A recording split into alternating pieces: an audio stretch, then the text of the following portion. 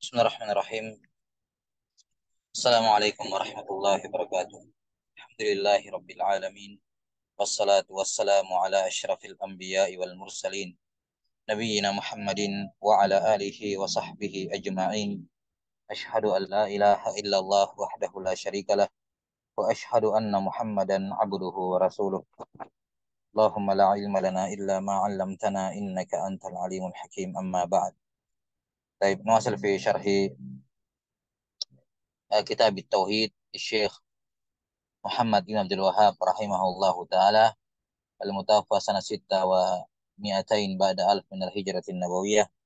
Qala rahimahullah, sekarang masuk pada bab yang ketiga, babu man haqqaqa tauhida dakhala al-jannata bighairi hisab. Bab barang siapa yang mentahqiq tauhid maka dia masuk surga tanpa hisab. Dia masuk surga tanpa hisab. Ya, bab ini dibawakan oleh al-musannif rahimahullah setelah bab sebelumnya, bab fadlit tauhid wa ma yukaffir minadz dzunub. Ya, korelasinya, hubungannya tentu saja ini, kalau di bab sebelumnya disebutkan keutamaan tauhid secara global, kemudian diatofkan kepadanya keutamaan tauhid secara spesifik, secara khusus, yaitu wa takfiruhu lidzunub. Maka di bab yang ketiga juga ini masih berbicara tentang fadailut tauhid, masih berbicara mengenai fadailut tauhid. Nah, ini hubungannya dengan judul bab sebelumnya. Kalau ada yang bertanya, kenapa bab ini tidak dimasukkan ke dalam bab sebelumnya tentang keutamaan tauhid? Ya, kenapa disendirikan? Maka jawabannya karena pahalanya sangat besar. Karena keutamaan tauhid yang satu ini sangat besar, ya, nilainya berupa seorang akan masuk surga tanpa hisab dan tanpa azab. Tanpa hisab dan tanpa azab. Jelas ya? Karena itulah disendirikan dalam bab, apa, disebutkan dalam bab tersendiri, dipisahkan dari bab sebelumnya karena besarnya uh, keutamaan ini. Ini lebih dari sekedar diampuni dosa-dosanya. Ya, ini bukan sekedar keutamaan-keutamaan tauhid yang tersebut sebelumnya, ya, yang juga disebutkan oleh Asy-Syarih dalam Qaulus Sadid. Ya, disebutkan banyak fadail at-tauhid di situ. Ini bukan sekedar keutamaan biasa, ini keutamaan yang sangat luar biasa, bahkan keutamaan yang tertinggi. Seorang masuk surga tanpa mengalami hisab. Ketika seorang itu, uh, manusia pada hari kiamat, berhenti pada apa untuk dihisab, setiap orang berhenti untuk dihisab, maka apa namanya, mereka ini, ya, lepas dari hisab. Mereka berlalu begitu saja tanpa melewati hisab. Dan ketika kebanyakan orang yang bertauhid masih ada kemungkinan masuk dalam neraka, maka mereka ini apa? Masuk apa? Mereka langsung tidak tidak ada kemungkinan sedikit pun mereka masuk ke dalam neraka. Nah, wallahu taala alam bisawab. Kemudian, yang membedakan antara bab ini dengan bab sebelumnya juga, kalau di bab sebelumnya keutamaan-keutamaan tauhid yang disebutkan, ya, atau dari judul bab, ya, terkait dengan penggugur dosa, karena memang stretchingnya di bab sebelumnya, fokusnya di bab sebelumnya itu di pengampunan dosa, makanya dalil-dalil yang dibawakan oleh Al-Matin juga terkait dengan pengampunan dosa. Ya, itu terkait dengan orang yang memiliki tauhid, yakni walaupun dia memiliki asal tauhid, walaupun tauhidnya tidak sempurna, ya, walaupun tauhidnya tidak sempurna, dia tetap akan mendapatkan pengampunan dosa. Ya. Adapun di bab ini, penulis rahimahullahu taala,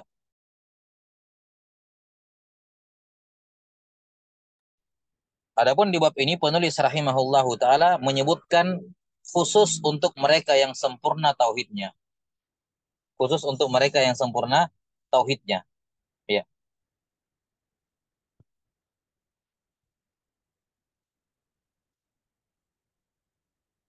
Baik. Karena itulah ini di sini ini yang membedakan sekaligus mau, ya, Pak, ya, kalau yang menghubungkan antara bab kedua dan bab ketiga jelas, ya. Ini masih berbicara tentang keutamaan orang yang bertauhid. Tapi perbedaannya dengan bab sebelumnya, kalau di bab sebelumnya berlaku bagi orang yang punya tauhid walaupun minimal, walaupun minim tauhidnya. Ya, walaupun dia hanya punya asal tauhid. Walaupun di bab sebelumnya juga berlaku apa? terkait dengan orang yang sempurna tauhidnya. Makanya kalau kita lihat di Fadailut Tauhid Asy-Syaikh rahimahullahu taala, ya, Fadailut Tauhid Syekh Muhammad bin Abdul Wahhab rahimahullahu taala, Afwan, Asy-Syarih rahimahullah, beliau akan sebutkan kalau kamu la tauhid, ya, maka kalimat fadlut tauhid di bab sebelumnya lebih umum, mencakup orang yang sempurna tauhidnya dan yang minim tauhidnya. Sementara di sini dikhususkan keutamaan bagi mereka yang sempurna tauhidnya, man haqqaqat tauhid, ya.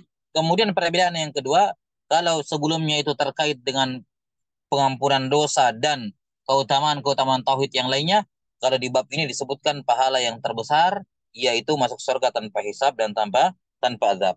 Baik. Ini perbedaan antara hubungan antara bab kedua dan ketiga, sekaligus perbedaan di antara keduanya.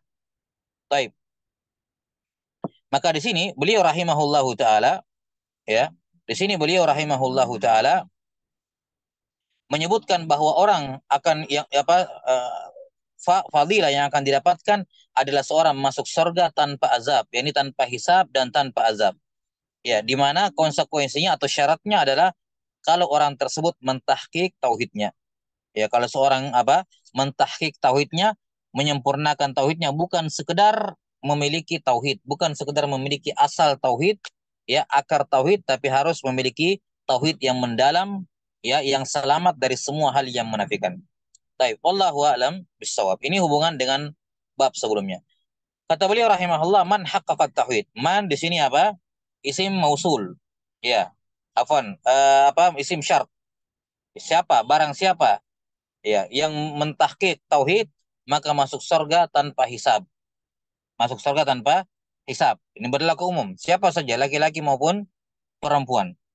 Nah, barang siapa yang mentahqiq tauhid. Apa yang dimaksud dengan tahqiq tauhid? Ya, yang dimaksud dengan tahqiq tauhid adalah, ya, tauhid dikatakan muhaqqaq gitu ya. Tauhid dikatakan muhaqqaq, tertahqiq dengan baik kalau tauhid itu apa? Kokoh pada diri seorang hamba, subut, rusuh tauhid tersebut dalam hati seorang hamba, disertai dengan apa? As-salama mimma yunafihi. Disertai dengan apa? Selamat dari semua yang menafikannya. Jadi di dalamnya ada apa? Ada at-takhalli wa tahalli. Ada isbat dan ada nafyu. Tauhid dikatakan muhakkak kalau seorang itu tauhidnya rusuh, tertancap kuat di dalam hatinya, ya, sabit di dalam hatinya, ya. Di sisi lain, tauhidnya itu terjaga, terlindungi, selamat dari semua hal yang menafikan tauhid. Yang menafikan tauhid. Nah, apa saja yang menafikan tauhid? Yang menafikan tauhid secara umum ada tiga. Yang menafikan tauhid secara umum ada tiga. Yang pertama syirik atau kufur, asyirku awil kufur. Yang kedua adalah al-bid'ah dan yang ketiga adalah al-ma'siyah. Asyirk atau al-kufur, yang kedua al-bid'ah dan yang ketiga al-ma'siyah. Yang dimaksud dengan syirik adalah syirik akbar tentu saja. Al-kufur, kufur akbar. Nah, adapun kesyirikan, syirik dan kufur yang akbar ini menafikan tauhid bil kulliyah. Menafikan tauhid sampai ke akar-akarnya, menghilangkan tauhid dari dalam diri seorang. Nah, jelas ya. Sementara bid'ah itu menafikan kesempurnaan tauhid. Ya, tidak menafikan tauhid secara keseluruhan, tapi menafikan kesempurnaannya. Ya. Sementara maksiat itu apa? Mengurangi pahala tauhid. Mengurangi pahala tauhid. Tungkisu sawabat tauhid. Nah, maka perhatikan di sini, syirik menghabiskan tauhid sampai ke akar-akarnya.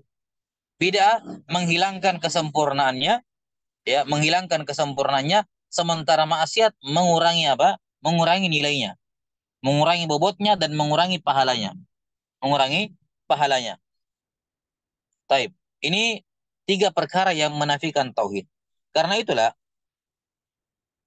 dan tentu saja ketika dikatakan meninggalkan kesyirikan itu secara mutlak, syarat mutlak itu karena menafikan tauhid bil kulliyah walaupun dia melakukan kesyirikan akbar satu kali jika terpenuhi syarat-syaratnya. Yani syarat-syarat takfir padanya. Al bid'ah juga demikian. Dan tentu saja bid'ah wal ma'asi ini maratib, memiliki tingkatan-tingkatan, tidak satu tingkatan. Ya. Dan bid'ah yang paling besar adalah bid'ah i'tiqadiyah yang disebutkan oleh para ulama Ahlus Sunnah dalam kutubus sunan. Apa dalam kitab-kitab yang menyebutkan sunnah, ya, yang menjelaskan tentang arkanul iman. Taib. Demikian pula maasiyah juga bertingkat-tingkat. Kemudian maka seorang dikatakan mentahkik tauhid kalau dia menjauhi tiga perkara ini. Ya, menjauhi tiga perkara ini, tidak melakukan kesyirikan kepada Allah, tidak melakukan bid'ah dalam agama, dan tidak melakukan maksiat, tentu saja kalau mereka semua tidak bertaubat darinya. Ya, maka ini tentu saja aturan asalnya seperti itu ya. Wa illa taubat mengecualikan semuanya. Yani walaupun dia terjatuh dalam maksiat, tapi kemudian dia bertaubat dan seterusnya. Ya, karena itulah bukan syarat seorang itu mentahkik tauhid itu tidak terjatuh dalam dosa, karena itu hal yang mustahil gitu. Itu perkara yang mustahil seorang itu tidak terjatuh dalam dosa. Maka muwahhid itu pasti berdosa. Makanya ketika disebutkan cirinya orang-orang yang beriman, ya, sari'u ila maghfiratin min rabbikum wa jannatin arduha as-samawati wal ard uiddat lil muttaqin. Disebutkan sifatnya orang beriman, kemudian di antaranya disebutkan apa? Walladzina idza fa'alu fahishatan aw dhalamu anfusahum dzakarullaha wastaghfaru lidzunubihim. Ya. Dan mereka yang kalau berbuat keburukan atau menzalimi diri mereka, mereka istighfar. Ini ciri orang-orang bertauhid. Taib. Wallahu alam bisawab. Kemudian berangkat dari sini para ulama sebagian syurah rahimahumullahu taala menyatakan bahwa mentahkik tauhid itu ada dua tingkatan. Mentahkik tauhid itu ada dua tingkatan. Tingkatan yang pertama tingkatan yang fardu, tingkatan yang wajib. Ini tahkik tauhid yang wajib. Ini tentunya derajatnya standar. Apa derajatnya ini eh, derajat tahkik yang apa yang normal gitu. Kalau dikatakan mentahkik tauhid, yang dimaksud dalam bab ini mentahkik tauhid ya ini yang normal. Nah, ada tahkik tauhid yang lebih sempurna lagi di atasnya, yaitu yang derajatnya sunnah. Derajatnya sunnah. Nah, di mana tahkik tauhid yang fardu, tingkatan yang pertama, tingkat tahkik tauhid yang hukumnya wajib, itu adalah selamat dari tiga hal sebelumnya. Kalau kamu tidak pernah berbuat kesyirikan, ya, tidak pernah melakukan kesyirikan akbar, kekufuran akbar, tidak pernah melakukan bid'ah-bid'ah yang mengeluarkan kamu dari sunnah, ya, berupa itikad bid'ah yang batilah, yang mengeluarkan dari sunnah, dan kamu juga berusaha semaksimal mungkin menjauhi maasi, kabiraha wa sagiraha, ya, yang besar maupun yang kecil, dan kalau terjatuh kamu bertobat kepadanya, maka ini adalah tingkatan tauhid, tahqiq tauhid yang wajib dilakukan oleh semua hamba. Kalau dia melanggar ya konsekuensinya tadi, imma kufur, imma dia keluar dari ahlus sunnah, wa imma dia melakukan kefasikan atau apa berdosa gitu ya. Nah, dan ini dan apa namanya? Inilah yang dimaksud dengan dalam judul bab. Man haqqaqa tauhid dakhalal jannata bighairi hisabin wala azab. Ya, orang yang mentahqiq tauhid, yakni tahqiq paling minimal adalah tahqiq yang wajib. Ini menjauhi tiga perkara ini. Siapa yang menjauhi tiga perkara ini masuk surga tanpa hisab dan tanpa azab. Kemudian yang kedua adalah derajat yang nafilah, tingkatan tahqiq tauhid yang sunnah. Ini lebih tinggi derajatnya lagi, lebih susah lagi dilakukan. Ya, yaitu apa? Seorang mentahqiq tauhid ketika seorang apa memfokuskan hatinya, mengosongkan hatinya dari semua selain Allah Subhanahu wa taala, hanya menghadap kepada Allah Subhanahu wa taala, ya, berlepas dari semua selain Allah taala, yakni dalam hal ketergantungan, ketawakalan dan seterusnya. Ya, dan inilah yang membedakan orang-orang yang mentahqiq tauhid satu dengan yang lainnya.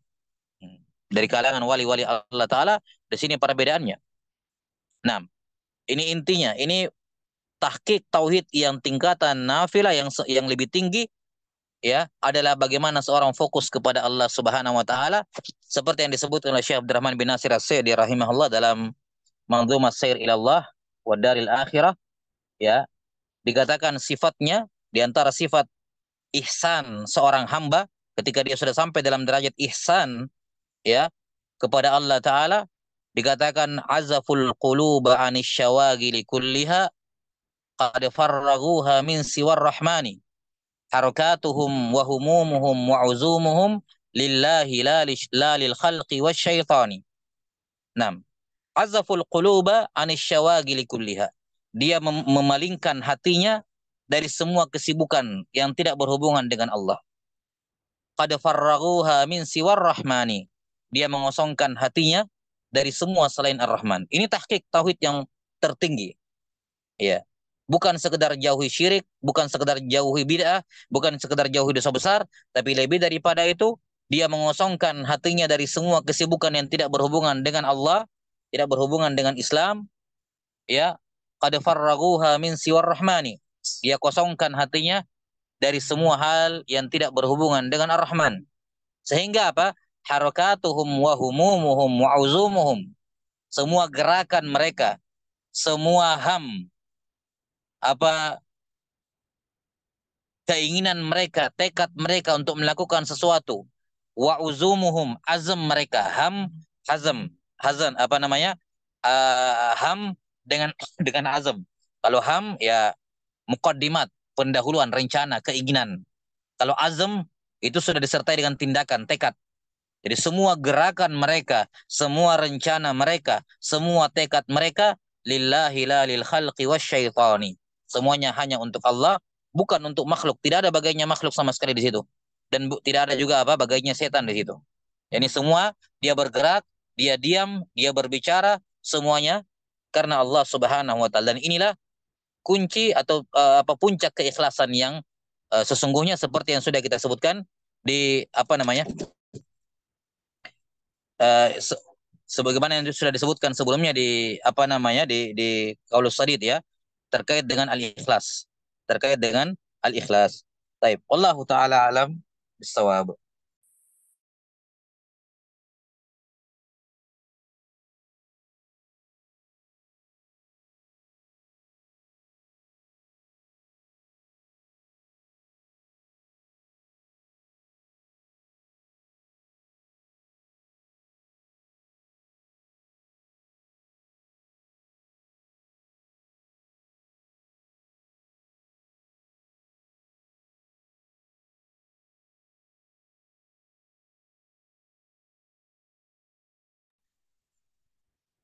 Di sini dalam menjelaskan bab ini man haqqaqa tauhid dakhalal jannata bighairi hisab, penulis rahimahullah hanya membawakan dua atau tiga dalil ya, dua dalil dari Al-Qur'an dan satu dalil dari Al-Hadis.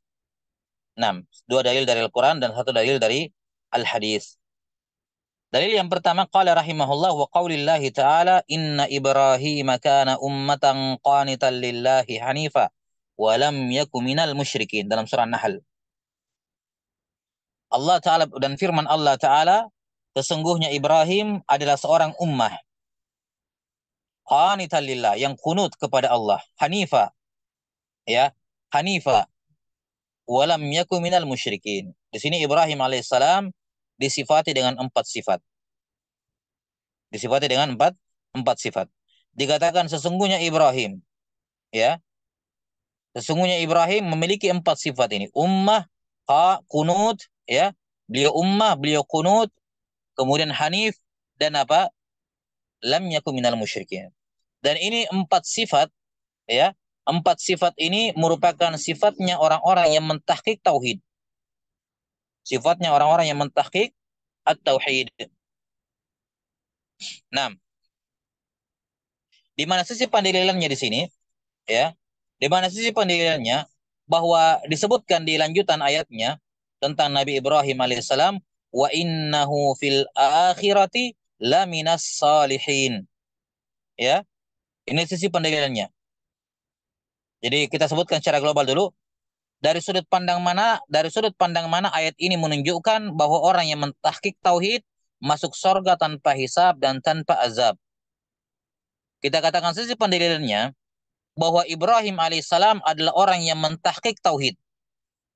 Nabi Ibrahim alaihissalam tidak diragukan adalah apa? salah satu dari hamba Allah Ta'ala yang terdekat yang telah mentahqiq tauhid dengan tingkatan yang tertinggi. Bukan di tingkatan wajib, tapi sampai di tingkatan yang sunnah. Tahqiq yang sunnah, yang tingkatan lebih tinggi. Kenapa? Apa alasan atau dari mana kita tahu beliau mentahqiq tauhid dari 4 sifat yang akan dijelaskan? Kemudian disebutkan pahalanya. Nabi Ibrahim alaihissalam selaku orang yang mentahqiq tauhid, pahalanya apa? Wa innahu fil akhirati laminas salihin. Bahwa dia di akhirat termasuk orang-orang yang soleh. Dari sudut pandang mana? Kalau ada yang bertanya, dari mana dalam ayat ini menunjukkan masuk surga tanpa hisab dan tanpa azab? Kan hanya disebutkan soleh.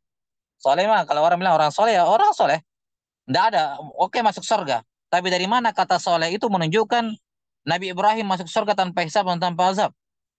Nah, dijelaskan oleh apa Az-Zajjaj rahimahullahu taala ya beliau menafsirkan as-salihin kata Az-Zajjaj rahimahullah as-salihu fil akhirah al-faiz.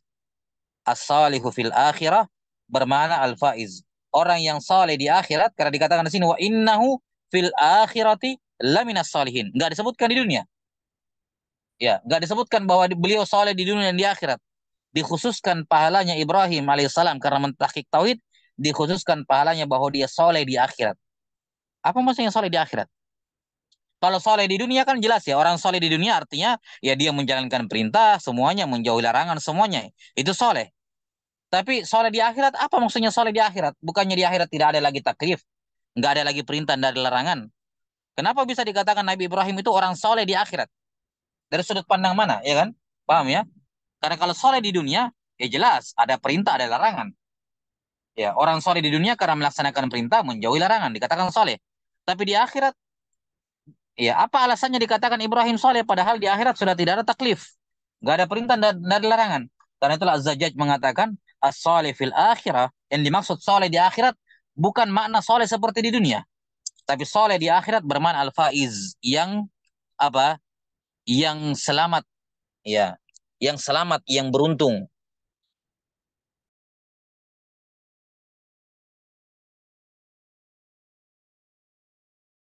Dan tentunya keselamatan dan keberuntungan di akhirat kelak nggak ada lain nggak ada bukan kalau seorang masuk surga tanpa tersentuh dengan hisab dan tanpa azab.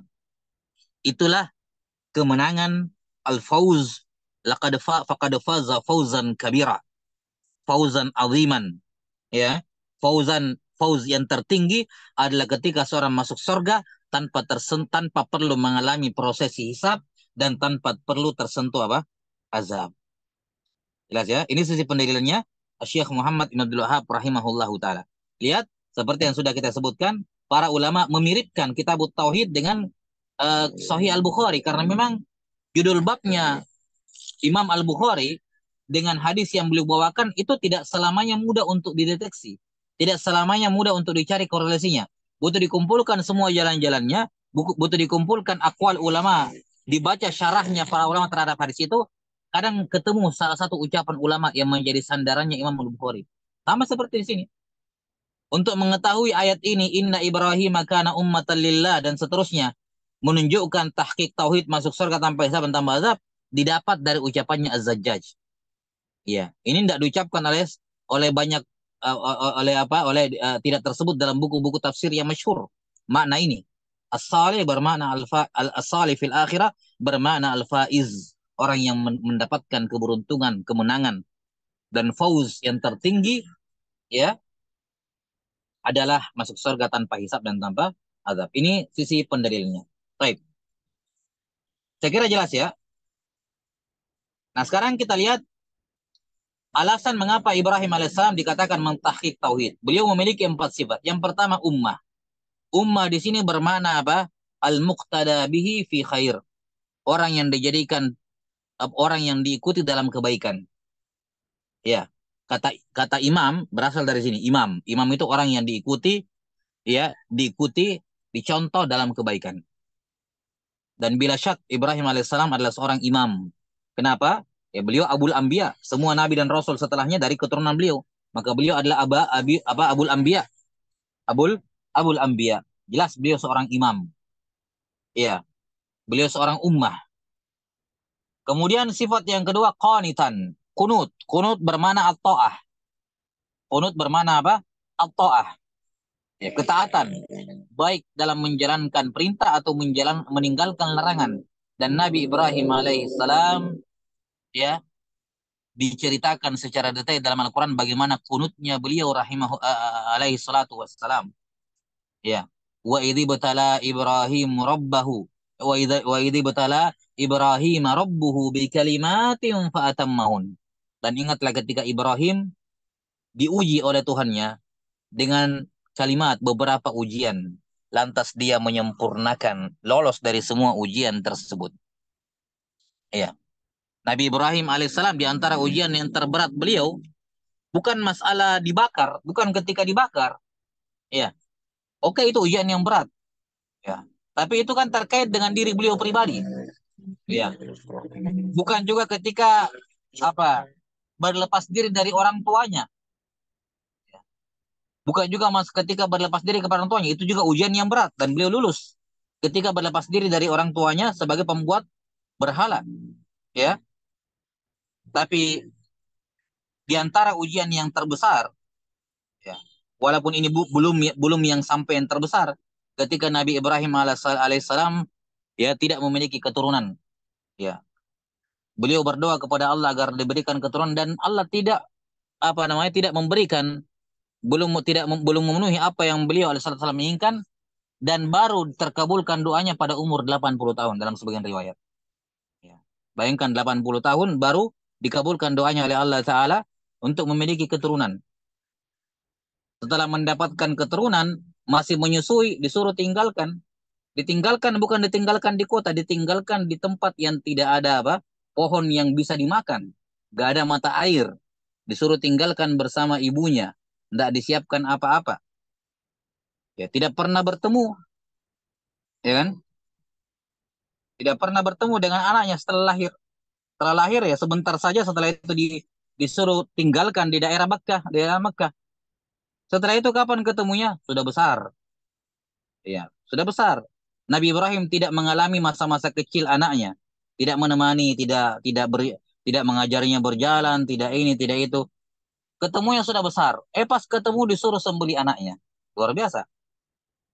Disuruh menyembelih putranya. Ini salah satu kalau mau dikatakan ujian terbesar bagi Nabi Ibrahim alaihissalam sebagai manusia, sebagai orang tua. Ya, maka beliau adalah qanitan lillah. Betul-betul hamba yang menyempurnakan semua ujian Allah Ta'ala. Diuji pada dirinya selamat, lulus. Diuji pada orang tuanya selamat. Diuji pada istrinya juga lulus. Diuji pada anaknya juga lulus. Diuji melawan penguasa juga lulus. Diuji dengan pada fisiknya, tubuhnya juga lulus. Semua kalimat yang Allah Ta'ala berikan kepada Ibrahim, semuanya dipenuhi. Kunut. Ini tahqiq tauhid yang luar biasa. Apalagi kalau bukan tahqiq tauhid yang sempurna yang dia mengosongkan semua, dia lepaskan semua yang ada dirinya dan mendahulukan Allah Ta'ala. Baik. Kemudian apa? Hanifa. Hanif bermakna al-iqbal ala Allah. Al-hanif secara bahasa bermakna al-iqbal. Bermakna al-iqbal, datang. Ya. Adapun ucapan sebagian ulama bahwa al-hanif bermakna al-mail, condong, itu adalah penafsiran al-hanif bil lazim. Ya. Bengkok gitu ya, al-hanif bengkok, condong. Kata sebagian ulama itu menafsirkan hanif dengan al-lazim. Ya, bir rasam, bukan dengan had. Adapun secara bahasa al-hanif ya bermakna apa Hanafiyah itu bermakna apa? Bermakna al-iqbal, mendatang, dapat datang. Ketika datang, ketika mendatangi sesuatu, konsekuensinya pasti meninggalkan menjauh dari sesuatu. Itu al-mail. Jelas ya? Jadi ulama yang mengatakan al-hanif bermakna yang condong, yang bengkok, yang keluar dari jalan gitu ya, menuju kepada Allah, meninggalkan berpaling dari syirik, itu menafsirkan hanif secara lawazim. Adapun makna asalnya hanif itu adalah al-iqbal. Secara syar'an al-hanif atau al-hanafiyah adalah al-iqbalu 'ala Allah bit tauhid ya wal mailu anisyirk. Wal mailu anisyirk. Berpaling apa al-iqbal, mendatangi Allah, menghadap Allah, mendatangi Allah dengan tauhid dan berpaling menyimpang dari kesyirikan. Menyimpang dari kesyirikan. Dan Ibrahim alaihissalam sudah menunjukkan itu, ya, menunjukkan itu. Beliau beliau tinggalkan orang tuanya, beliau tinggalkan kampungnya, menghadap kepada Allah Subhanahu wa taala. Beliau tinggalkan kecintaannya kepada istrinya, menghadap kepada Allah taala. Dia tinggalkan kecintaan kepada anaknya, menghadap kepada Allah taala. Dia tinggalkan apa namanya? Kampung halamannya, menghadap kepada Allah. Dia tinggalkan apa kerabatnya untuk menghadap Allah, diganti oleh Allah Subhanahu wa taala. Ketika Ibrahim meninggalkan karib kerabatnya, diganti dengan apa? Wahabana lahu Ishaq wa Yaqub wa kullan ja'alna nabiyya. Ya. Walamma i'tazalahum wa ma ya'buduna min dunillahi wahabana lahu Ishaq wa Yaqub wa kullan ja'alna nabiyya. Ketika Nabi Ibrahim itizal, meninggalkan karib kerabatnya dan siapapun yang menyembah selain Allah, ya, meninggalkan sembahan selain Allah, maka kami anugerahkan kepadanya ganti dengan keluarga yang lebih lebih baik. Kemudian lam yaku minal musyrikin, dan dia tidak termasuk orang-orang yang melakukan kesyirikan. Nah, ini pujian kepada beliau rahimahullah, dikatakan lam yaku minal musyrikin. Baik. Ini 4 perkara. Dia seorang imam yang diikuti. Beliau sangat taat kepada Allah, ya, menghadap kepada Allah dengan tauhid, berpaling dari kesyirikan, menyempurnakan semua perintah-perintah Allah, taat kepadanya baik perintah maupun larangan, dan menjauh dari kesyirikan, tidak pernah tersentuh dengan kesyirikan sama sekali. Inilah orang yang mentahqiq tauhid dengan tingkatan yang tertinggi. Apa balasannya? Wa innahu fil akhirati laminas salihin. Yakni al-faiz. Dia selamat di akhirat, selamat dari semua yang dia takuti. Dan sebesar-besar yang ditakuti adalah neraka. Dia tidak akan masuk neraka sama sekali. Selamat. Ya. Hal-hal yang ditakuti oleh manusia di hari kiamat adalah hisab. Karena ada kemungkinan tidak selamat. Dia akan selamat dari hisab tersebut. Nah, wallahu taala a'lam bissawab. Ini selesai sisi pendalilan ayat yang pertama. Dalil yang kedua, qala rahimahullahu taala wa qawlihi taala wa qawlihi taala walladzina hum birabbihim la yusyrikun. Dan mereka adalah orang-orang yang tidak melakukan kesyirikan kepada Tuhan mereka, dalam surah Al-Mu'minun. Ya. Dan mereka adalah orang-orang yang tidak melakukan apa? Tidak melakukan kesyirikan kepada Tuhan mereka. Baik. Sisi pendalilannya, ini bisa dilihat ya di surah Al-Mu'minun ayat 59, ya. Disebutkan setelahnya. Ya, ini cirinya orang-orang yang beriman, yaitu mereka yang tidak melakukan kesyirikan. Kemudian disebutkan pahalanya. Pahalanya apa? Ulaika yusari'una fil khairat wa hum laha sabiqun. Jadi sisi pendalilan ayat ini terhadap judul bab, ya, ini butuh dibaca lanjutan ayatnya dan penafsirannya. Kalau tadi kan beliau membawakan surah An-Nahl ayat berapa? An-Nahl ayat 120. Inna Ibrahim kana ummah. Sementara sisi pendalilan pahalanya masuk surga tanpa hisab dan tanpa adab dalam ayat 122. 2 ayat setelahnya. Jadi butuh dibaca ini. 120 sampai 122. An-Nahl. Ya, kemudian disandingkan dengan penafsirannya Az-Zajjaj bahwa as-salih fil akhirah bermana al-faiz. Nah, sekarang ayat yang kedua, walladzina hum birabbihim la yusyrikun. Ini dalam surah Al-Mu'minun ayat 59, di mana sisi pendalilannya terdapat pada 2 ayat setelahnya, pada ayat 61. Ya, pada ayat 61. Jadi dibaca Al-Mu'minun ayat 59 sampai 61.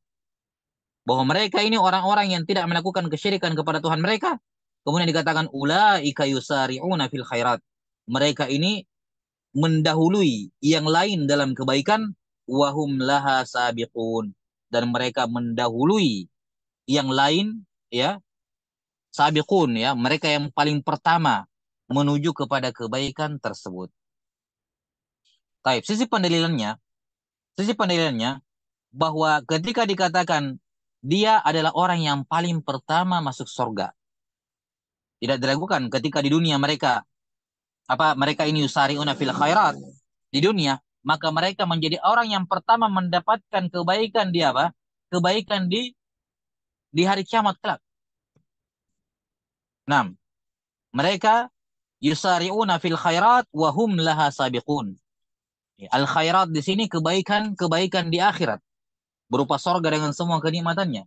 Mereka berlomba-lomba menuju kepada al-khairat sehingga mereka yang paling pertama. Lihat, wahum laha sabiqun. Jadi yusariun masih dikatakan berlomba-lomba, bersegera, buru-buru, cepat-cepat. Kemudian dikatakan wahum laha sabiqun, dan mereka lah yang menang. Mereka lah yang ada di urutan pertama menuju kepada kebaikan tersebut berupa sorga. Sisi pendalilannya, kalau kita berbicara, kalau kita bertanya misalnya, siapakah orang yang paling apa? Siapakah orang yang paling cepat masuk surga? Ya, karena dikatakan sabiqun. Siapa yang paling cepat masuk surga? Kalau kita telusuri dalil-dalil dari Al-Quran ataupun Sunnah, terkhusus dalam hadis yang akan beliau bawakan setelahnya, ditemukan adanya orang-orang yang masuk surga tanpa hisab dan tanpa azab. Ada kelompok manusia seperti ini. Sehingga jawaban dari pertanyaan tadi, siapakah orang yang paling pertama masuk surga? Mereka adalah orang yang masuk ke dalam surga tanpa hisab dan tanpa azab. Kalau begitu, ayat ini ulaika yusari'una fil khairat wa hum laha sabiqun berbicara tentang orang-orang yang masuk surga tanpa hisab dan tanpa azab. Jelas ya? Nah, siapa mereka itu? Walladzina hum birabbihim la yusyrikun. Yang mereka tidak melakukan syirik kepada Tuhan mereka. Mereka mentahqiq tauhid. Maka orang yang mentahqiq tauhid, meninggalkan kesyirikan, meninggalkan bid'ah, meninggalkan kemaksiatan, kalaupun terjatuh dia bertaubat darinya. Mereka ini apa? Masuk dalam golongan orang-orang yang paling pertama sekali masuk ke dalam sorga. Yakni mereka yang masuk sorga tanpa hisab dan tanpa azab. Saya kira jelas sisi pendalilannya. Wallahu ta'ala alam bisawab. Kemudian yang terakhir, dalil yang ketiga, hadis Husain ibnu Abdurrahman atau asar apa hadisnya siapa? Ibnu Abbas ya. Tapi di sini ada kisah. Kata Syekh Muhammad Ibn Wahab rahimahullah, wa an Husain ibni Abdurrahman annahu qal, kuntu inda Sa'id bin Jubair, faqala ayyukum ra'al kawkab alladhi inqadda al-bariha, faqultu ana, thumma qultu ama inni lam akun fi salah, walakinni ludigtu. Qala fama sana'ta, faqultu irtaqaitu. Qala fama hamalaka ala dhalik, qultu hadithun haddathanahu asy-Sya'bi. Qala wa ma haddatsakum qultu haddatsana Am Buraidah bin al-Husayb annahu qala la ruqyata illa min ainin aw huma. Qala qad ahsana man intaha ila ma sami' walakin haddatsana Ibnu Abbasin anin Nabi sallallahu alaihi wasallam annahu qala uridat alayya al-umam. Taib.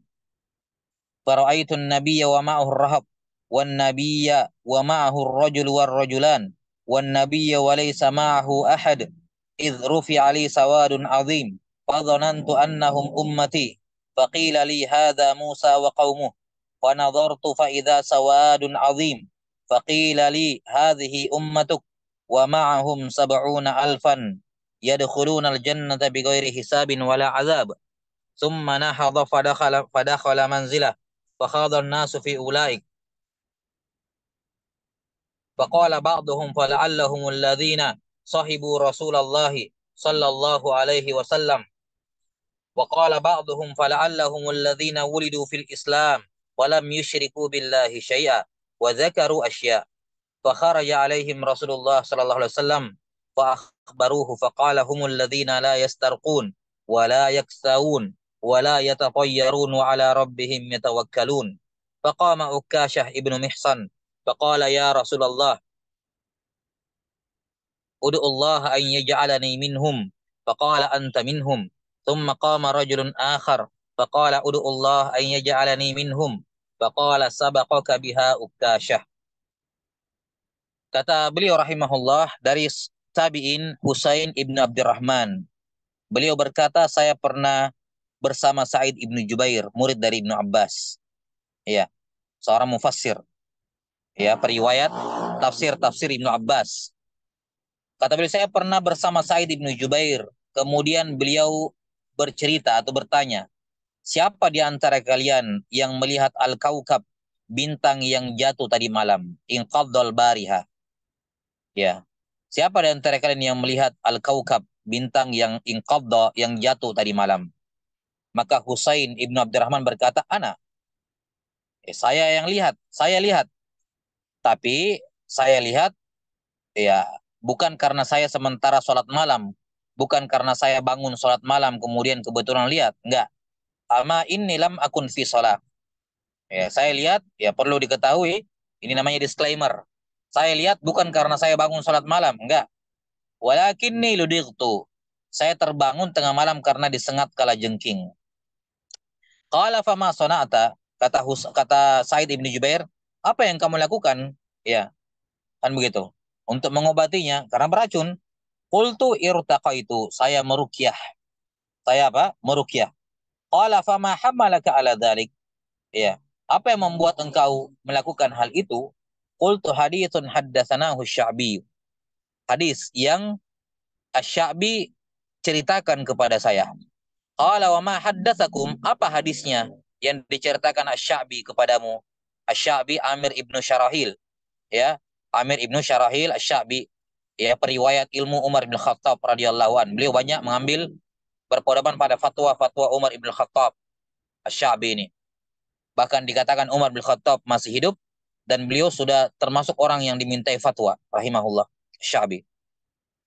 Qultu haddatsana Am Buraidah bin al-Husayb. Ya, kata Al-Husain ibn Abdurrahman, Asy-Sya'bi menceritakan kepada saya, dia berkata, dia meriwayatkan dari sahabat Buraidah ibn al-Husayb bahwa beliau berkata, la ruqyata illa min ainin aw huma. Tidak ada ruqyah yang paling mujarab, tidak ada ruqyah yang paling mujarab kecuali dalam menghilangkan atau ketika mengobati penyakit ain dan al-huma, yakni keracunan, disengat hewan beracun. Ya, baik. Yani ini kelihatannya mauquf dari sahabat Buraidah ibn Husayb. Cuman ini maksudnya kelihatannya diringkas, ya. Wa illa hadis ini masyhur marfu dari Nabi sallallahu alaihi wasallam dan hadisnya sahih. Di mana Nabi sallallahu alaihi wasallam bersabda, la ruqyata illa min ainin au huma. Tidak ada ruqyah yang paling mujarab kecuali ketika mengobati ain dan mengobati keracunan karena sengatan hewan beracun.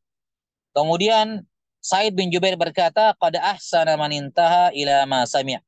Ya, sangat baik, ya, sangat baik orang yang amalannya itu berdasarkan apa yang didengar. Ya, ini sangat baik orang yang beramal dengan dalil. Amalan kamu meruqyah itu bagus, benar, betul gitu. Karena berdasarkan hadis. Tapi ada yang lebih afdol. Ya, walakin haddatsana Ibnu Abbasin anin Nabi sallallahu alaihi wasallam annahu qol. Tapi kalau kata Ibnu Jubair, tapi kalau saya ada juga hadis saya dengar dari Ibnu Abbas dari Nabi sallallahu alaihi wasallam, beliau bercerita. Nabi sallallahu alaihi wasallam bercerita, "Uridat alayyal umam." Ini kelihatannya wallahu alam ini di dalam mimpi Nabi sallallahu alaihi wasallam. Di dalam mimpi Nabi sallallahu alaihi wasallam. Mungkin wallahu alam. Yang jelas ini kejadian di padang mahsyar. Kejadian di padang mahsyar yang saat itu belum terjadi di zaman itu, di kala itu, ya. Ini merupakan di dalam mimpi dan mimpi Nabi merupakan wahyu, ya. Nah, atau bentuk wahyu-wahyu yang lain.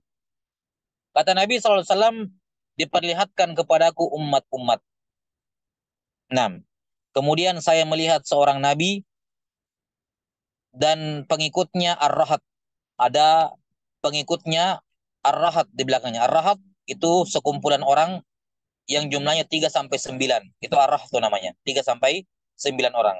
Saya melihat Nabi pengikutnya cuma 3 sampai 9 orang. Wan nabiyya wa ma'ahu ar-rajul war rajulan. Saya juga lihat Nabi yang lain pengikutnya cuma 1 atau 2 orang. Wan nabiyya wa laisa ma'ahu ahad.